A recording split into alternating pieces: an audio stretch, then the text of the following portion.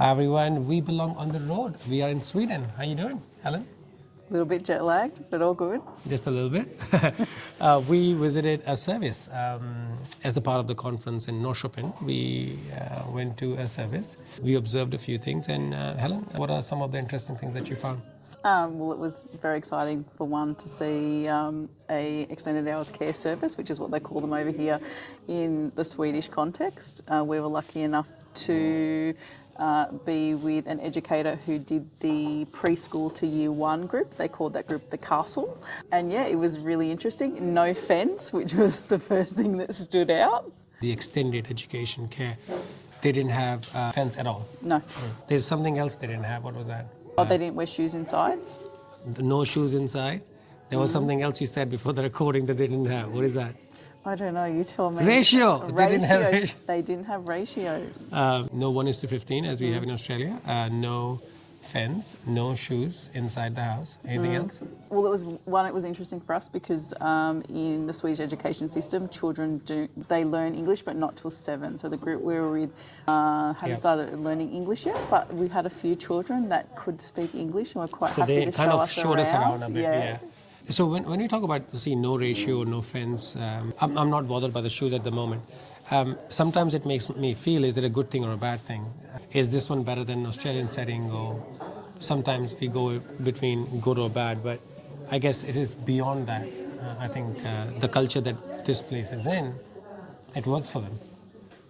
And that's their context. I think we work with what we have to work within. They work with what they have to work within. The other thing that was interesting is that with these services, they are actually part of the school. The staff work throughout the school day.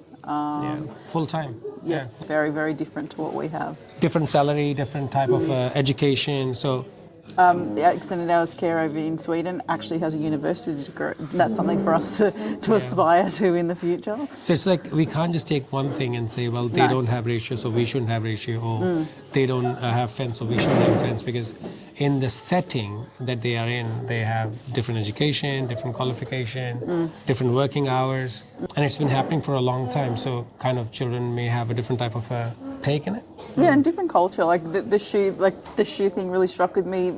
While that's, I suppose, a cultural thing here, it also got me thinking about the comfort that it brings to the inside space. But again, And nobody resisted. It's not like, oh no, I want to put my shoes in. I think that's just considered. But also, I think the reason why it stood out so much is because we had to take our shoes off, the educators take their shoes off, the parents take their shoes off when they come into the site. So it was interesting just to see how other people do things. And one more thing, for me, of course, those things are pretty worth noting. But when we went there, we had more than perhaps 9 or 10 of us. We visited together. And what we saw was children were not fazed at all. No. Like so many people walked into their space and they were like, they didn't even care. Although they came and said hello, but many times when I'm visiting services, I often get asked, who is this guy? Or what is he doing here? Or, They didn't seem too phased that we're in their space, and actually some of them were quite excited to ask us questions, wanting to show us their play spaces, wanting to show us what they do. I did one push-up, Yes, you did do one push-up. And you went down the slide too. twice. We played parachute. Some of the girls showed me how they could climb the trees. Actually, that was another thing I noticed. Their monkey bars here incredibly high, really high compared to what we have at home. So that was another interesting point. One can't stop to compare things. And again, as you're listening to this, I still believe that, we can only see things from what we know. So of course we will always compare. But one would have to be here to kind of see the nuances of and the culture within which all of these things are occurring. So we have a few more presentations to go. In fact, we are presenting tomorrow. We are. And there are a lot of presentations that we get to learn from, get to reflect on. So we will record more about it. But anything else from the school that you can think of? I just want to agree with you. I think, this isn't about right or wrong, better or worse. It's just, I think, really good things for our own practice to look at how other people do things and think about how we can maybe take things back or learn from what other people are doing.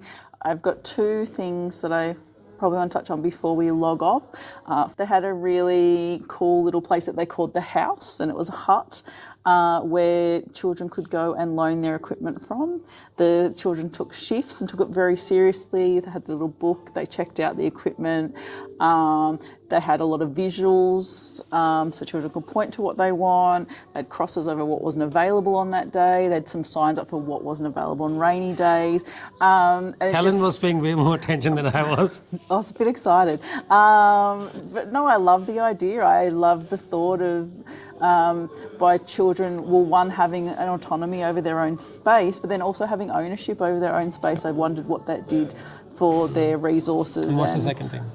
The second thing, I might get in trouble for bringing it up, but just before we left, we had one little boy that was quite interested in us, and even when we'd moved away from the other children, he followed our group. And, you know, kids love asking Sarah really interesting questions, and the one that we heard yesterday was, why do you sound like AI? Yeah, well, he comes to me and says, in front of everyone, you sound like an AI. And I just played along. I said, I am the AI. For a moment, he thought that I am the one, my voice is the voice behind AI. But I would not forget that moment. Well, so much more to experience here in Sweden, and let's see how many more weird comments I get. But till then, thank you very much for listening. It's a good place, Sweden, in itself. The country is beautiful, and so is the education system, or in particular, we are looking at the extended education system. Thank you, Alan. Thank you, guys. We are really tired, jet lagged, but I hope that you get something from this video. Bye-bye. See you later.